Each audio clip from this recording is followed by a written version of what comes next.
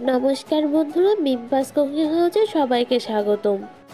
আজ আমি বানাবো মাত্র 2 কাপ সুজি দিয়ে মজাদার একটি বিকালের নাস্তা। এটি খুব অল্প সময়েই তৈরি করে নেওয়া যায়। এটা খেতেও অসম্ভব মজা হয়। তাহলে চলুন শুরু করা যাক। প্রথমে আমি একটা বাটিতে 2 কাপ পরিমাণে সুজি নিয়ে নেব।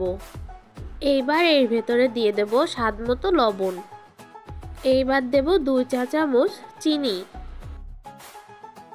আর দেব হাফ চা চামচ জিরের গুঁড়ো।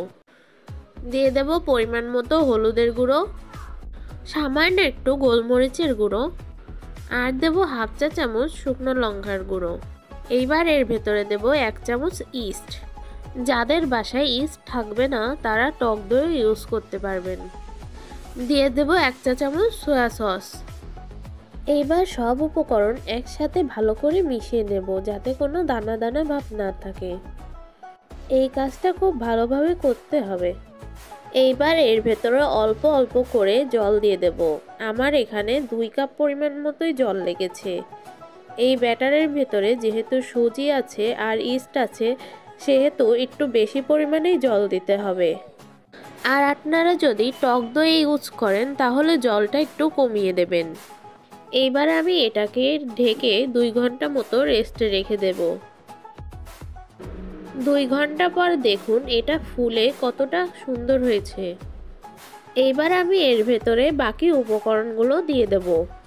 আমি এখানে সব উপকরণগুলোকে ভালোভাবে কুচি কুচি করে কেটে নিয়েছি। আমি এখানে নিয়েছি পাতাকপি, কাঁচা টমেটো, কাঁচা লঙ্কা কুচি, পেঁয়াজের কুচি, ধনেপাতা কুচি, রসুনের কুচি আর নিয়েছি পেঁয়াজের কলি কুচি।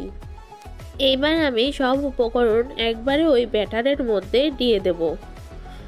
দিয়ে ব্যাটারের সাথে ভালোভাবে মিশিয়ে নেব।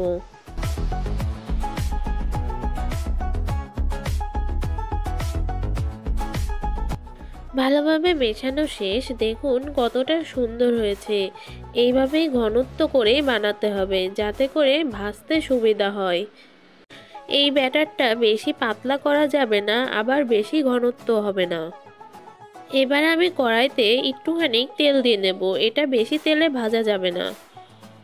তেল গরম হয়ে গেলে এবার ব্যাটারটা তেলের পরে দিয়ে ভালোভাবে গোল করে পাতলা করে দিয়ে দেব যাতে করে এটা ভাজতে সুবিধা হয়।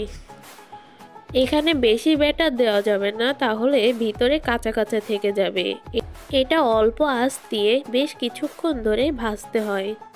আমার এটা এক পাশ ভাজা হয়ে গেছে। এবার এটাকে উল্টে আরেক পাশ ভালোভাবে ভেজে নেব।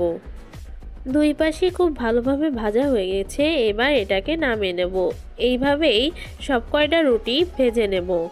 আমার সব রুটি ভাজা হয়ে গেছে। দেখুন কতটা সুন্দর লাগছে। এটা কিন্তু খেতে অনেক মজা হয়েছে। আপনারা বাসায় অবশ্যই ট্রাই করবেন।